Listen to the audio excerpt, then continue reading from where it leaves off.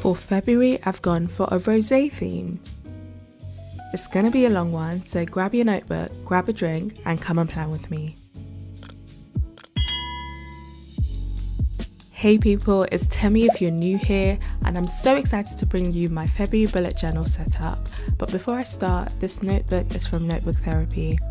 I'll link it and all the supplies I use in this video down below as usual. And you can get a discount on this notebook with Temi journals.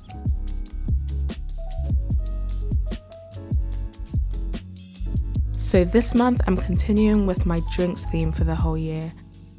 For January I did a cute champagne theme and I've got a planning video for that on my channel. I'll link it below if you want to watch it. But for February I'm doing this rosé theme. And I actually picked this theme based on a suggestion from one of you guys. So thank you so much Anna for your suggestion. And let me know which drink you want me to do for March down in the comments. So for this cover page, I'm starting by marking where I want the glass to go with 3 horizontal lines. The top line is for the main top edge of the glass. The middle line is also for the top edge, but it's what gives it the 3D kind of look. And the bottom line is for the base of the glass. So you just draw the glass by connecting these lines, and then you want to draw a wide oval shape at the top, and then draw the stem. The final thing you want to sketch is the wine. And I'm keeping it very light because we just want the basic idea of where the wine would flow, assuming the glass is being filled from the top. And now it's time to colour. So I went completely out of my comfort zone for this one, and I'll be using watercolour brush pens today. So I've got this Arteza set of 96, so I'm going to quickly swatch some of the colours to find which ones I want to use. And I'm doing these swatches in my Archer and Olive notepad. Rosé has a pretty unique colour, so it's kind of in between orange and pink. So I'm looking for pens that are kind of orange but also have a pink tinge. So that first pen was a little too warm and yellow. But I really like the second one, and likewise the third one is a little orange, but the last one would be great for some of the shadows. I'm just going to try to find a lighter colour for the highlights, and I think I'm happy with 1, 3 and 5. So I've also got a set of Ohuhu watercolour brush pens. So I'm going to try to see if I can find any other colours that might complement the ones I've already chosen. And the first thing I say about the Ohuhu pens, they apply amazingly. Like, I don't know what it is about it, and I don't have a lot of experience with watercolour pens, but even the barrel and the way the ink flows is beautiful. But anywho, the first one is a little too orange, but I like the second one, so I think I'm ready to move on with the colours I've chosen. And normally, I'm not going to lie to you, I don't go through these kinds of lengths to pick my colours. But because I've never tried to draw rosé before, and because it might be difficult to create the translucent look that it needs, so I'm going to use this watercolour notebook as a testing sheet, just so I can see how these pens perform and to see how they react with water.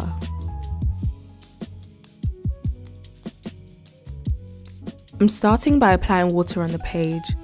And then I'm going in with the colours, and I want to see what kind of blend I can make when I go from the wet paper to the dry paper. And note, this is a watercolour notebook, so it's not a normal bullet journal notebook, so it can withstand more water than a bullet journal notebook. And what I'm finding is that the wetness from the tip of the pen allows it to create a really smooth blend as the ink of the pen starts to flow through. So it applies pigment gradually, which makes a beautiful blend. So here's what the blends look like, and now let's put some colour on this piece. So I'm just going to grab a pot of water and I'll keep that on the side, and I'm going to use it to dip my brush pens just like you would dip a paintbrush if you're using regular watercolour. And I'm deciding to use this technique instead because I don't want to apply too much water on my page, so I don't want to start with a puddle of water. I want to control the amount of water I'm adding to my page. So yeah, it's finally time to colour. And if you're drawing along with me, let me just tell you, the colouring process is actually easier than you might think. You just have to trust the process. So I'm starting by blocking out the main shapes in the mid-tone colour, and anytime I think it needs to be lighter, I dip the tip of the pen in the water, so as the pen's ink starts to flow, it creates a natural blend, just like the one I was showing you earlier. So take your time, I'm showing you this double speed right now, so I'm really moving slowly.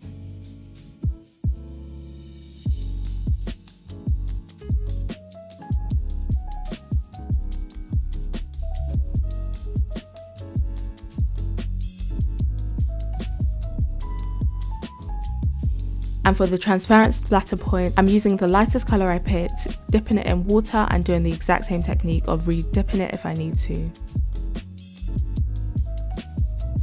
And now for the shadows. It really is just trial and error. I'll try a colour, and if I don't like it, then I change the colour, and every time I want a lighter shade, I just dip it in the water. Since we can't be here all day, I will speed through this a little bit more, but I hope this is helping you to understand the process behind colouring this rosé drink.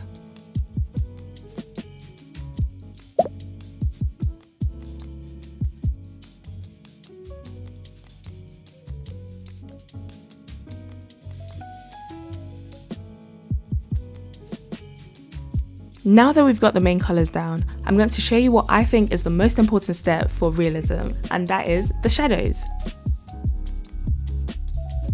I'm starting with the darkest points at the edge of the stem of the glass, and this will just help me with my values so that I can make sure the shadows of the actual rosé work well relative to the glass shadow. So this is where you really have to be brave with your shapes. You just need to go for it.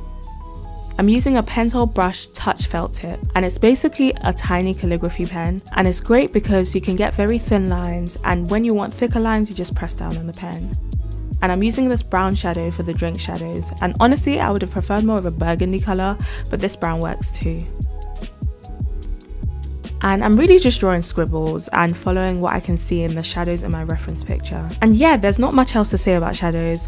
Up close it can look a little bit crazy, but from afar the abstract shapes really come together to make the drawing look more real.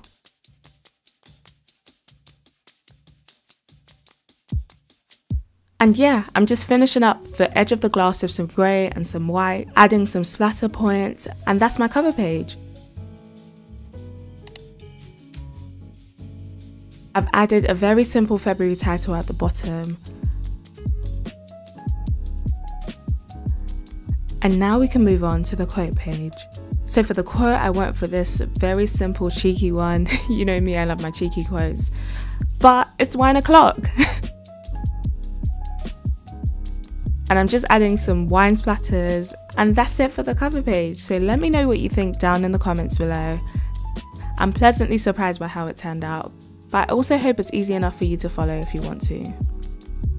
And if you decide to follow along with this tutorial, please tag me on Instagram at temi.journals. I would love to see it. For my monthly spread, I've gone for the box layout because I love to see my entire month at a glance. So I'm putting the main calendar in the bottom left of the spread, and I'm adding an illustration of a wine bottle and a wine glass on the side.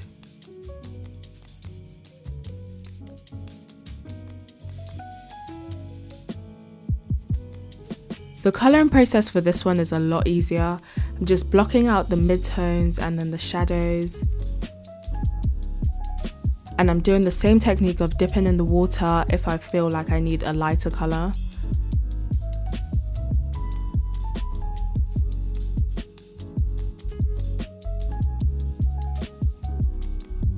And at this point I'm being quite rough with it, but you can always neaten it up after. And the glass on the side was really simple as well. I also added a yellow in the highlight just to bring a little bit of warmth.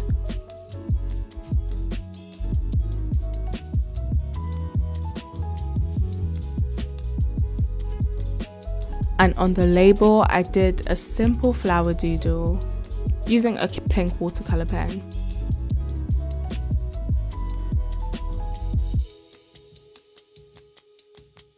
And I've added a simple quote, "Rest and be thankful." And this is the perfect place for me to add this quote because I refer back to my monthly spread so much, and honestly I've been working so hard and kind of non-stop, so I want to be more intentional about taking actual rest days.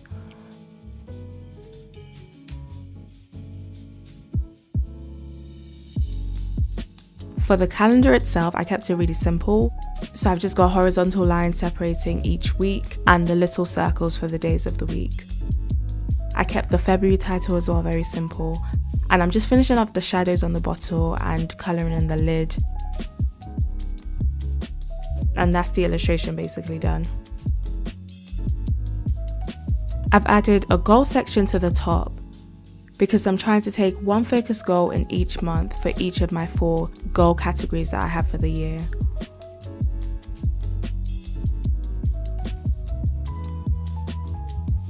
I'm just finishing off with some white accents and adding some shadowing to the glass, and we can move on to the mood tracker.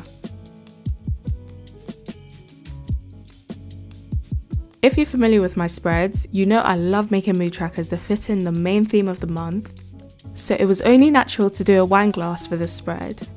And the idea is to have 28 sections that I basically colour in a line a day. So if you want to see how this turns out, I'll post a picture of it on my Instagram at temi.journals. But I don't know if you've seen those personalised glasses where you have a label for small glass, then large glass, and then I added one for Temi's glass.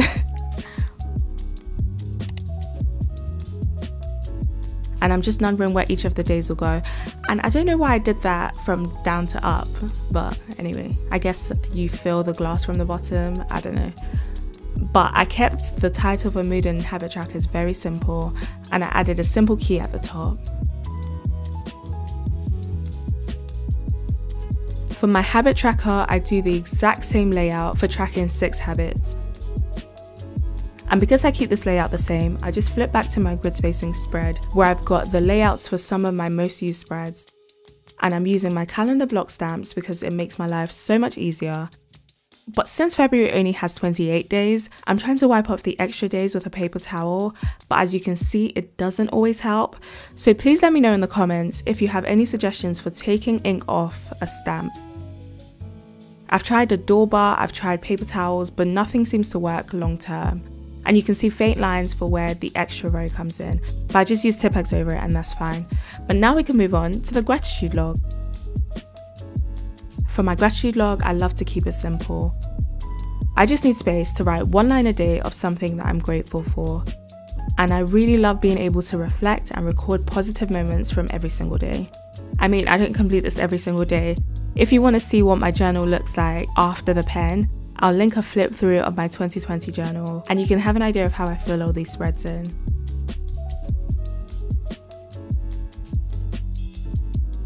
On the right side, I'm doing a self-care spread. So I did it for the first time last month and this is how it turned out. It was just to challenge myself to do at least 3 bits of self-care in the month. And I don't know what I'll pick for this month, but stay tuned on my Instagram because that's where I'll post the completed spread.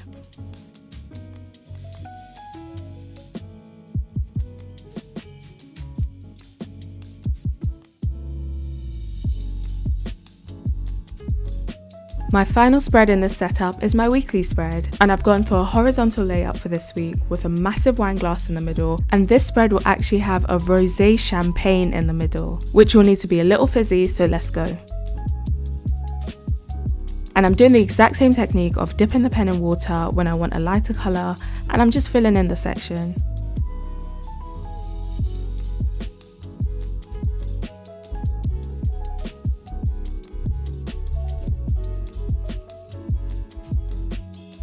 For the remainder of the spread, I'm writing the dates with the brush pen and I'm using a stretched out cursive as separators for the days of the week.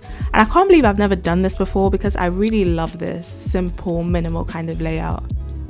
At least it's minimal for me.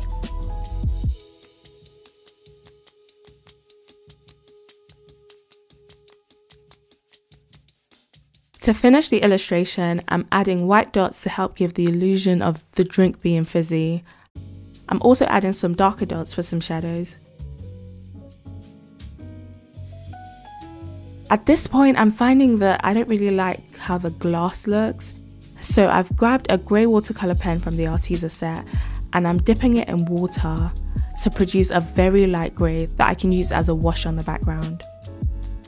Initially, I found it a little bit hard to make the glass look shiny and to make it look like it stood out from the background. But with this grey base, now I can use a white pen for the white highlights just to make the glass look good. And yeah, I'm just doing the finishing touches and we made it! Here is my final flip through of this rosé wine theme and I love how this theme turned out. I'm actually quite shocked at how good the illustrations turned out, especially because they weren't too difficult to create. I definitely want to try to use these watercolour pens for future themes, but I hope you could plan along with me today. So if you find inspiration from this theme, feel free to recreate, but please tag me on Instagram in the caption and on the image so that I can see it and share it. Check out my sister's setup for a simpler February theme, but thank you so much for watching this one. Please like, please subscribe, and I'll see you on my next one. Goodbye.